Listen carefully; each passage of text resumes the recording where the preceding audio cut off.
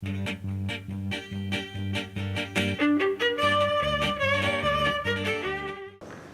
tell everybody what your t-shirt says. Transliteration, did anybody read it?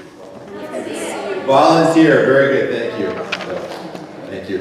Okay, so let's see if we can get this going here. And we're going to get going.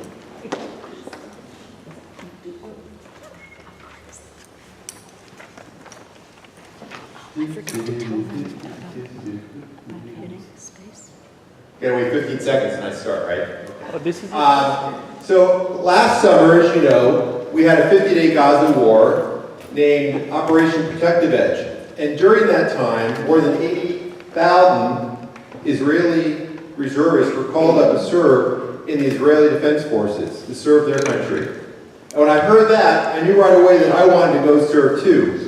I just didn't know how I could do that. So I went online and I did some research. And I learned about a program called SAR-L. And went last year, participated in this. These are a couple of people, we call them the Jersey boys that we were hanging out with while we were there. SAR-L is an acronym in Hebrew meaning to Service for Israel. It's a non-profit, non-religious group. As you can see behind me, it has national and international acclaim.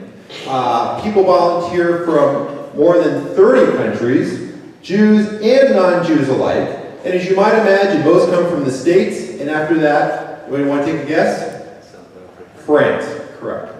This was started back in '82 with General Davidi during the Lebanese War. They were calling up citizens to do the reserve work. And they found that they were having to walk away from the crops and leave them during harvest time. So they sent an urgent message to the United States asking for volunteers. And lo and behold, within several weeks, they received 650 volunteers to come to Israel and help out. And so that's what SAR-L is today. It's an opportunity to go and serve the IDF in a civilian capacity, living with the folks, the soldiers, right on base on a regular basis. There's many different types of things that we did over there. And these people would say, why do you come all the way from the United States on your vacation time, on your own nickel, to be here? And they soon realized because we have such a love for Israel and a commitment. And that sends a very strong message. So the first thing that happens when you go there, you have to deal with who I call General Pam, located up here in the right-hand corner. She's a very tough New Yorker, let me tell you, and you don't want to get on her wrong side. You show up at Ben Gurion Airport with about 60, 100 other people, and she sits there and she tells you where to go, where to not to go, when to go to the bathroom, when not to go to the bathroom. And that was my first experience. They put you on a bus and they send you right over to a one-star barracks, which you will share with anywhere between 3 and 14 people. It was fantastic. But it was the real thing. And by the way, it's BYOTP. And I'm not kidding. You can count on 3 kosher meals a day, which is marvelous. And what's really nice is that at breakfast time, you know exactly what you're getting for dinner, and at dinner time, you know exactly what you're getting for breakfast, if you know what I mean. We did have a meat meal once a day at lunchtime. We actually had different colored plates to code that as well. They actually issued us real IDF schmatas that we got to wear. And here we are at the flag raising ceremony in the morning after breakfast. And I'm not sure where this picture came from, but you know, here we are modeling the IDF uniform. So that was kind of fun.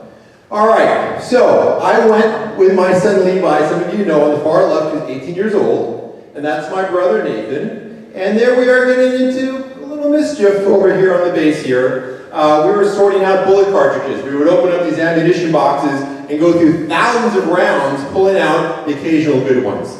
Supply, very important. You can imagine when they have 80,000 reservists called up to duty, all that equipment that's coming and going back and forth. So we had to inspect the equipment, clean the equipment, and take care of those types of issues over there. Additionally, there's repair equipment. It could be anything from as simple as painting a helmet to maybe more advanced using technology to make sure equipment is working properly, etc. One of the things I did is I sorted out tank batteries that are quite large, and I'm still seeing my chiropractor about it. Base maintenance was fantastic because it was a real team-building exercise.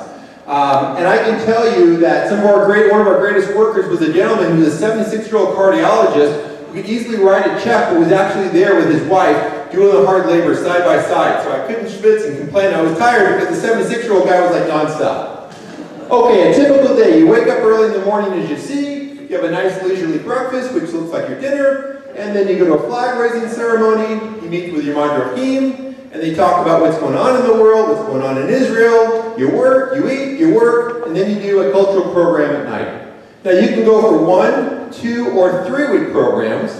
They have a special program that you see for 17 to 25-year-olds. And if you're going to Birthright or know someone who is, it's a great program to tag along to extend your time while you're there. Really good stuff.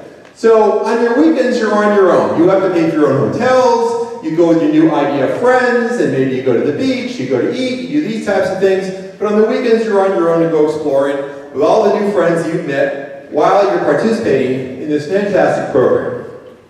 Of course, these friends stayed on base. You know, someone has to guard the base. And, you know, they never left, just to be very clear about that. But we did have a lot of fun, and truly interacting and talking to the soldiers and eating with the soldiers and hearing about their experience was amazing. And again, they couldn't understand why people came from all over the world to volunteer. So, they want to know, what does it cost? Well, you have to pay your own way to get there, and you have to pay for your own hotel and eats on the weekends. But obviously, they're covering your expenses during the week. As well, it's really tax deductible. It's no joke. So, I made sure beforehand, actually.